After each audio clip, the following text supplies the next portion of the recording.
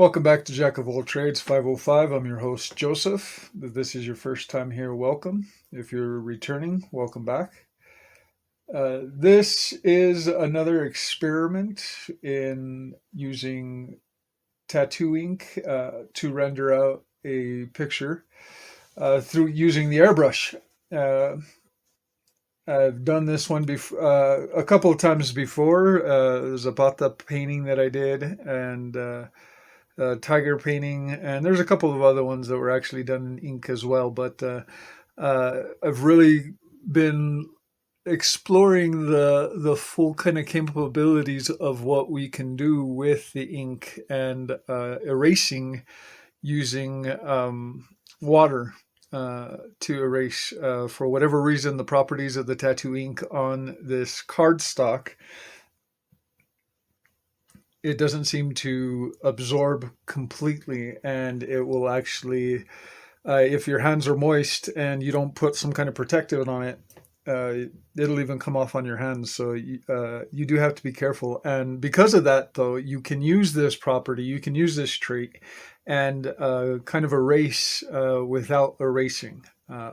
So that's basically what I wanted to explore here. Were the full capabilities of that. I found this image again online in Facebook group. I believe this was a tattoo composite, digital composite that somebody had put together in preparation for a tattoo. I just thought it looked awesome and would look just as great as airbrushing, so I decided to give her a go. This is Hammermill 120 pound cardstock. This is just regular printer paper, two 8.5, 11 sheets of paper taped together and then illuminated using the light box so that way I can see the major landmarks and just make a marking of them. Again, in a lot of the disciplines between tattooing and airbrushing are the same, and what we would call in tattooing a stencil, basically you're just freehanding out or what I'm doing, tracing out the image in this instance. Now, whether you project it, use grid method, whatever, drawing it out beforehand, that is what we would consider a stencil. Truly to freehand something would be to just grab the paint and start to airbrush without drawing anything out beforehand. So to me, this is what I consider stenciling. And then when I use like paper cutouts that you've seen me in my other videos where I actually cut out the shapes, the face or whatever, and use the paper as a mask or shield. I will use a paper mask method. I have used Frisket before, and it's fine for what it is. Personally, I don't even think you need it. You can get away with just magnets and a magnetic board a lot better than using Frisket or adhesive glue or anything like that. Again, I tried to show as much of this process as I could. Unfortunately, my head does get in the way quite a bit. So now here we are back onto the easel itself, and we're starting to airbrush. This form that I'm using now, or shield, is one that I created when taking the Drew Blair hair classroom in a box kit, and it is a really good shape. It's an organic shape. It's an S curve that seems to work quite a bit. So I've continued to use it because I did cut it out of cardstock.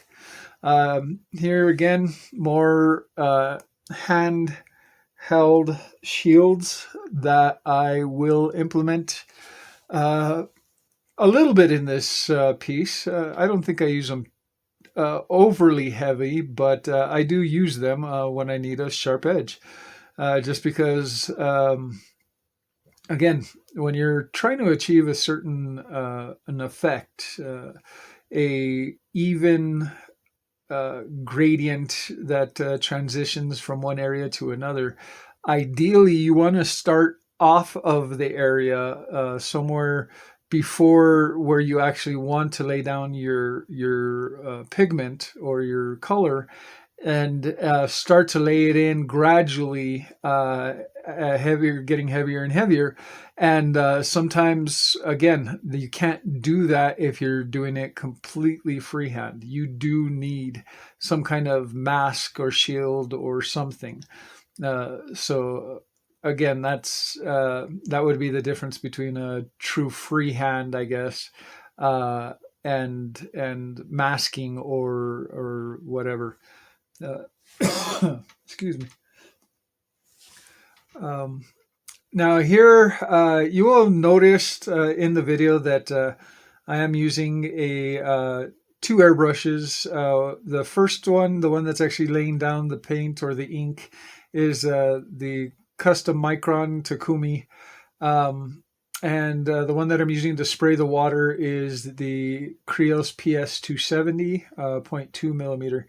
Now here in a second, though, I am going to be switching from the Takumi actually to my master airbrush SB86. And the reason for this is it's nothing against the Takumi itself. It's just that for me, the way that this airbrush is set up and the way that I've come to really gain a feel for the airbrush itself, the Takumi only performs well when the tensioner is turned all the way in, and it, by the tensioner all the way in, it doesn't make it very comfortable for you actually trigger movement. The way that I airbrush anyway. Like I said, other people, it may be fine. They may like that extra tension. I like it as loose as possible. Unfortunately, when you loosen up the tension on that spring, it starts to trail and you lose the control that you gain from having the tensioner in. So I did switch to the SB86. Again, this is a great airbrush. If you practice with it, you modify it, you do what you have to, it is capable of perfectly acceptable detail, as you can see in this in this piece. The whole rest of this piece is done with this airbrush. So again, here we're going in. The ink solution is diluted. It is not 100% dynamic black tattoo ink straight out of the bottle. I did dilute it 1-to-1. And then I spray as lightly as possible and build up in layers. Lay it in lightly if I can, and then go back and revisit the area and go back darker if I feel that I didn't go dark enough. But again, with just like in anything, you can always add, but it's very hard to take away.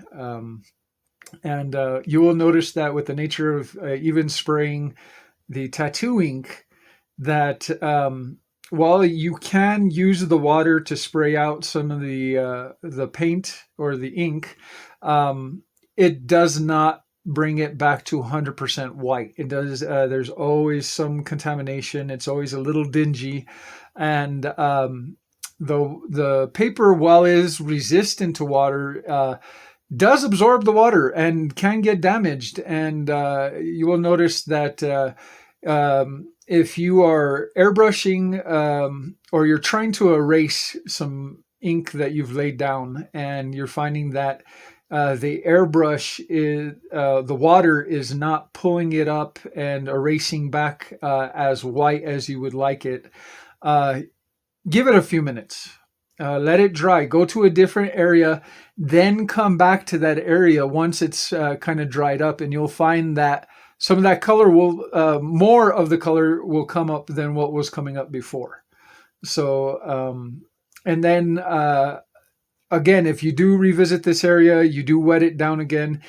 give it sufficient time to dry, because if you try to airbrush or you try to erase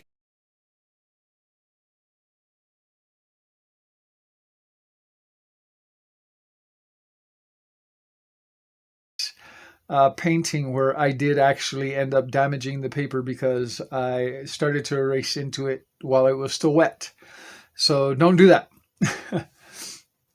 Here again, just building up layers. I'm using the Drew Blair skin number 5, skin stencil number 5. This is a godsend, lifesaver. So many organic, straight edges, textures. I use it in every airbrush. So if you're going to invest in any texture stencil, that is the one that I would get. That's just my recommendation. Okay, here again, the way that I try to do it is I try to see the darkest textures that I can, spray those in, and then lightly coat over the top of those with more tonal value. They'll start to disappear. Only the darkest ones will stay there, and the lighter ones will actually start to fade away, and you'll get a gradual blend, which is really what you want.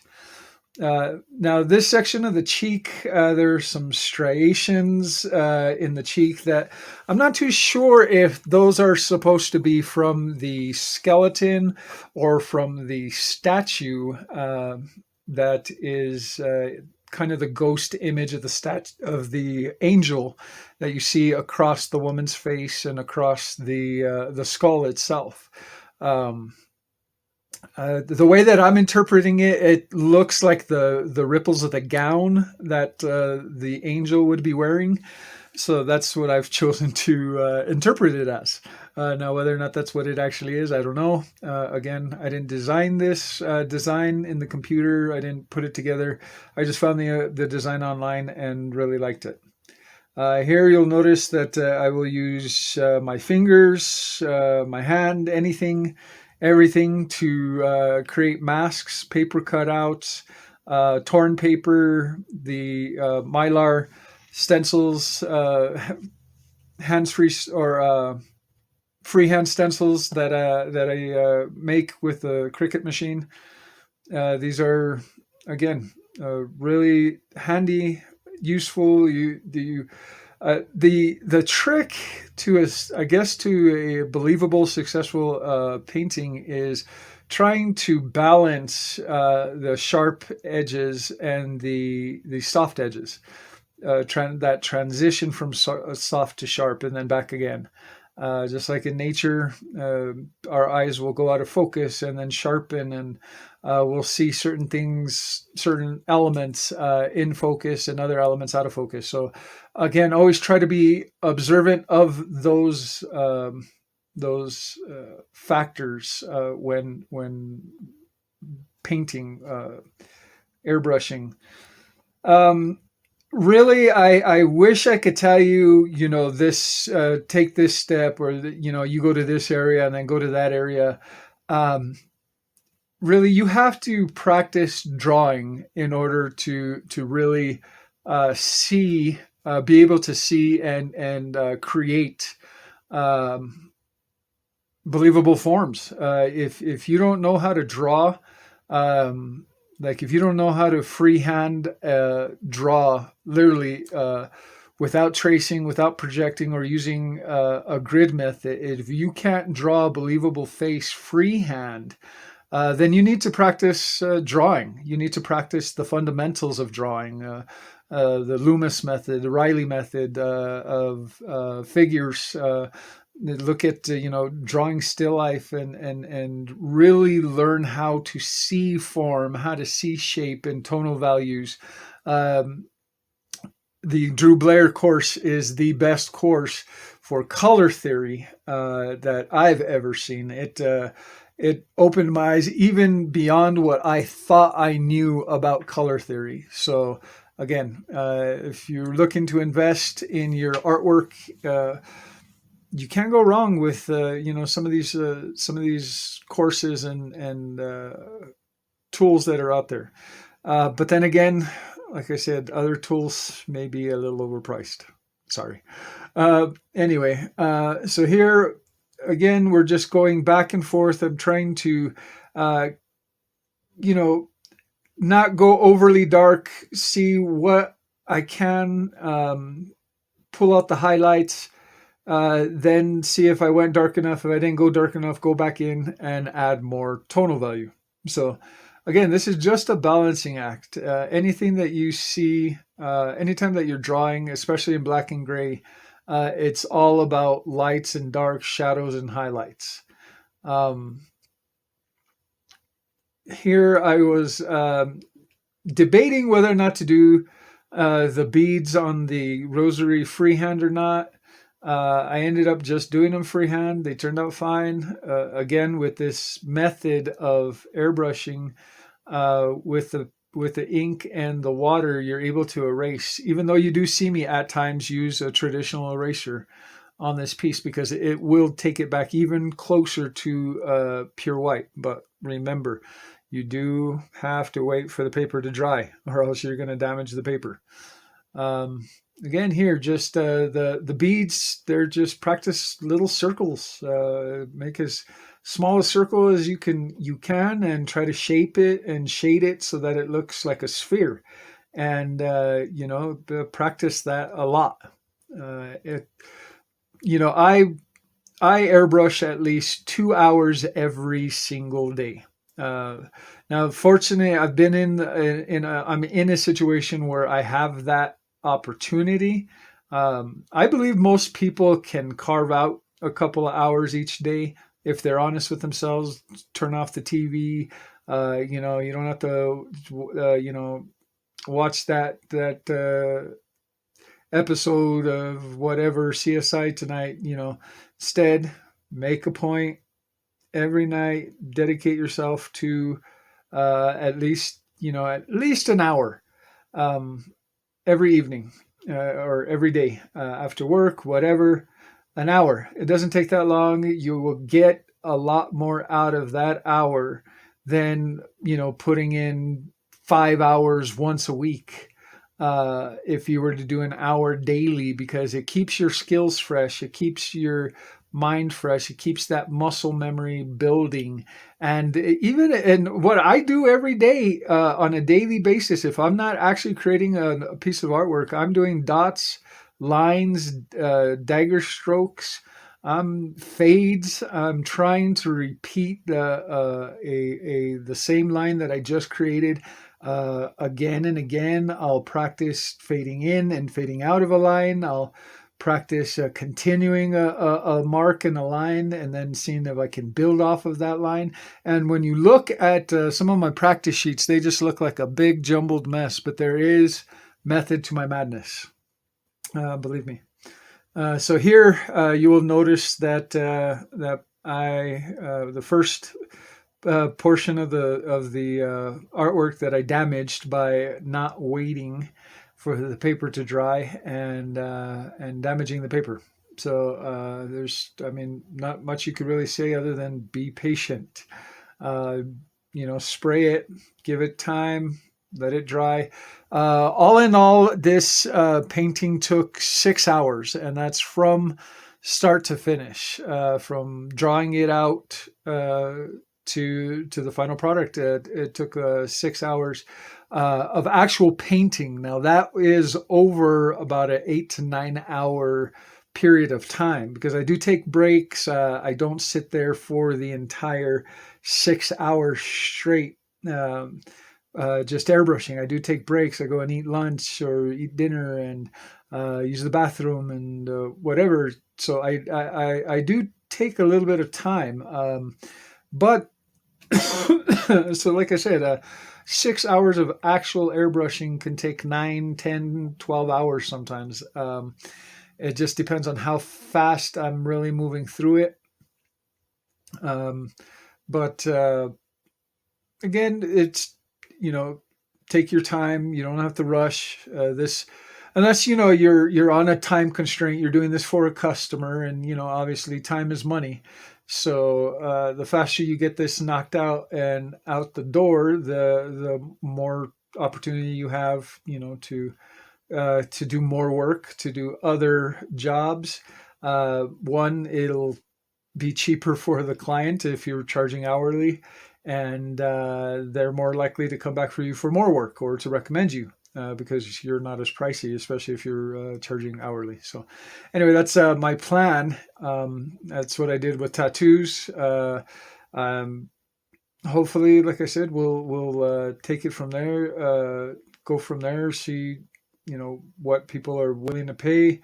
Again, I don't. I have not been doing this long. I've only been airbrushing for a year. It'll be a year on the 7th of July. So I don't have the experience that many other airbrush artists have with dealing with clients and pricing and customers. And I only know the tattoo side of it that I did for over 20, 25 years.